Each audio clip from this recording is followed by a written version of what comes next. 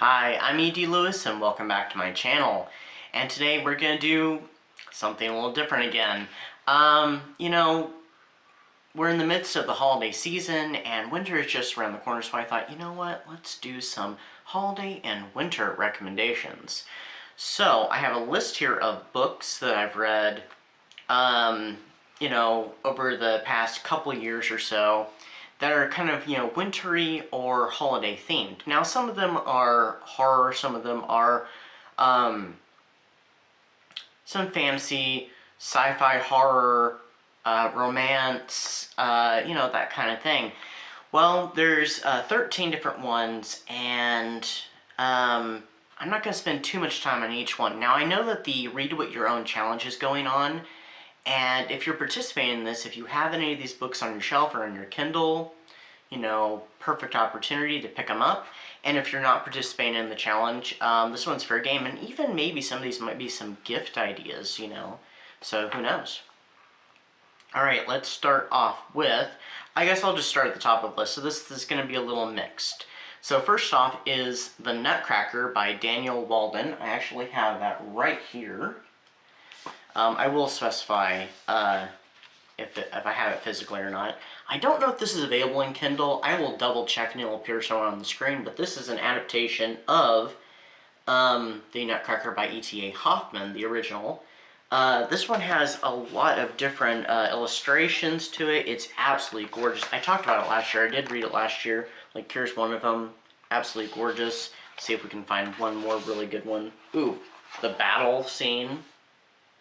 So if you know anything about the Nutcracker, you know that's the story of a young girl who ends up receiving a Nutcracker soldier as a gift, and then in the night it seems to come to life and there's a battle between the Mouse King and the Nutcracker.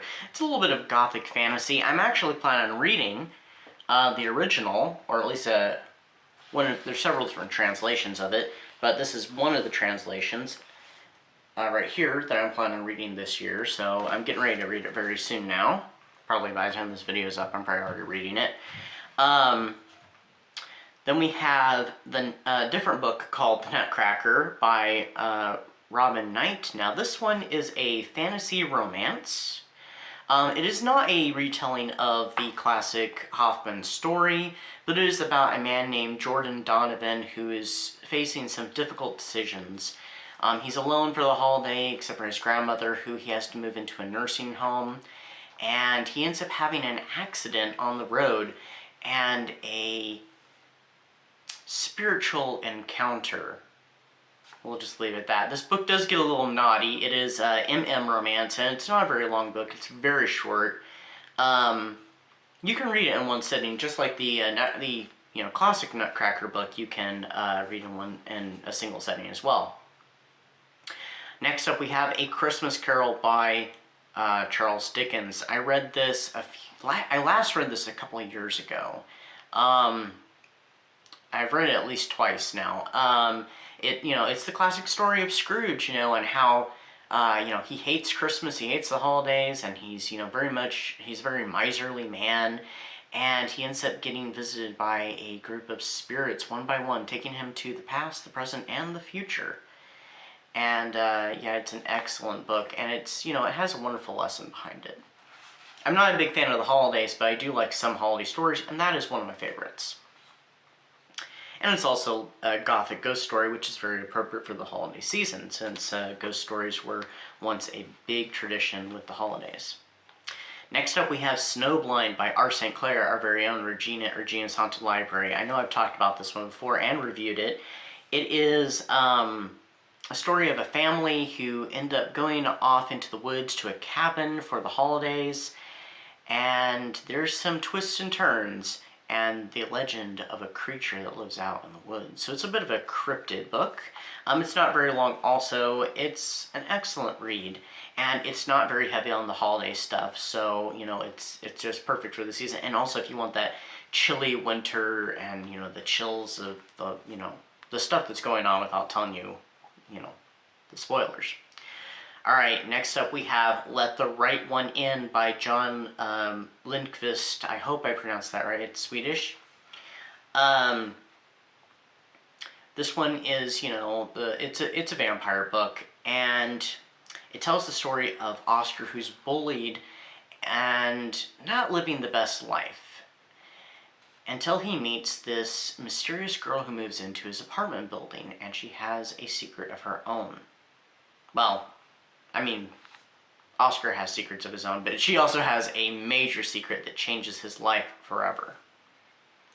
And so it's, very much a story about friendship and other things.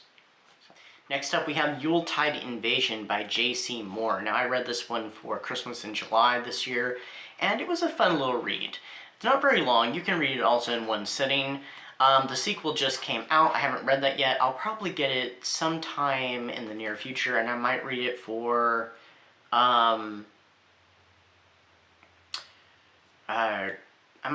Christmas in July, or I might save it for the holiday season. So this one is about two groups of people, a couple of co-workers at a convenience store, and also a group of people that are held up in the diner next door on a very wintry, snowy Christmas night, and an alien invasion that happens. There's a little bit of body horror to this, and you get those nice chills from the weather and stuff. It's a fun and very atmospheric read. It kind of reminds me a little bit of John Carpenter's The Thing, because you get some of the similar elements, so hey, that might be a good accompaniment. Read Yuletide Invasion and watch John Carpenter's The Thing.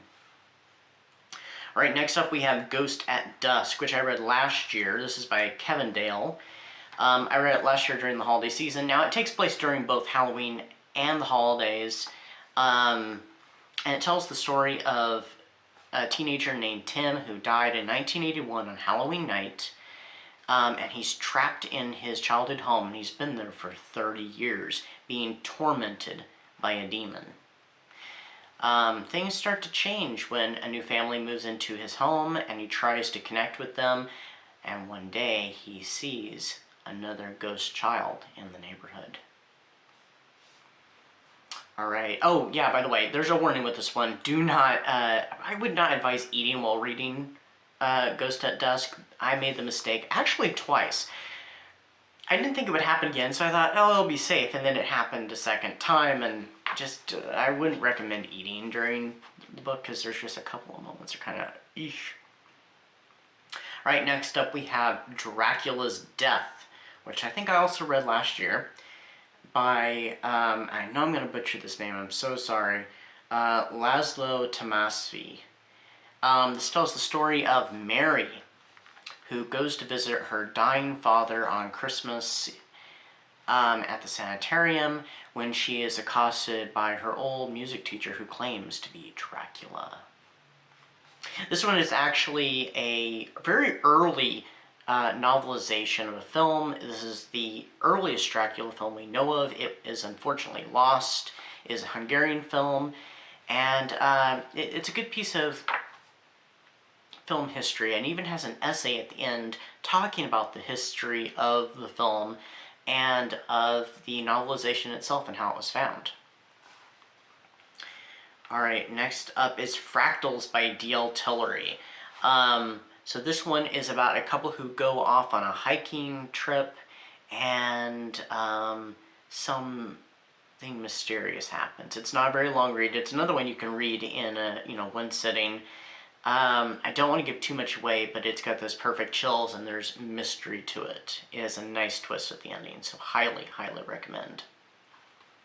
Alright, next up we have Crimson Peak, which I did read this one in physical form. I do not have the copy anymore, but it is the novelization by Nancy Holder of one of my favorite films, Crimson Peak. It tells the story of Edith, who, she wants to be a successful writer, and she writes ghost stories until she meets a very handsome, wealthy man who sweeps her off her feet at the time of her father's passing. She goes off to his ancestral home and finds that things are not as they seem. So it's a bit of a gothic romance and gothic horror set predominantly during the winter. And it's a great read, and I highly recommend the film. If you've not seen the movie, do check out the movie. It's, like I said, it's one of my favorites. Right, 2 more left. Now this one I did also read on physical form. It's back behind me, actually, on my shelf with my point horror books, and it is All on a Winter's Day by Lisa Taylor. This one, I will warn, I was not a big fan of. I like the concept and stuff. I don't think the story was written badly by any means. It was just that at the time I was reading this, I was kind of in a bad place. I was reading this actually during Old School April. But the week I was reading it, some things had happened and I just wasn't in the right place for reading it. So I'm pretty sure it was me and not the story, because it has a great concept. It's a story about 2 children named Lucy and Hugh. They wake up and their mom is nowhere to be found, and their house has changed slightly and is inhabited by strangers. A creepy, horrible aunt and 2 very quiet children. And last up, we have At the Mountains of Madness by H.P. Lovecraft. This one is a strange little tale about an expedition into the Arctic that turns grim when a civilization of monsters are discovered. This one actually has almost been made into a film by Guillermo del Toro, and I'd love for that film to be finally made, because that'd be excellent, especially with him directing. So, I mean, who knows, maybe that'll happen. But anyway, I have reviews for several of these things. I'll go ahead and put them down below in the description, so do check them out. And yeah, so I hope everybody's having a great holiday season, and you know, if you celebrate the holidays, or any holiday you celebrate. And I hope everybody's keeping warm if you're in a cold place up here in the northern hemisphere, and if you're in a warm place down in the southern hemisphere, I hope you're keeping cool. So anyway, stay spooky, stay safe, and until next time.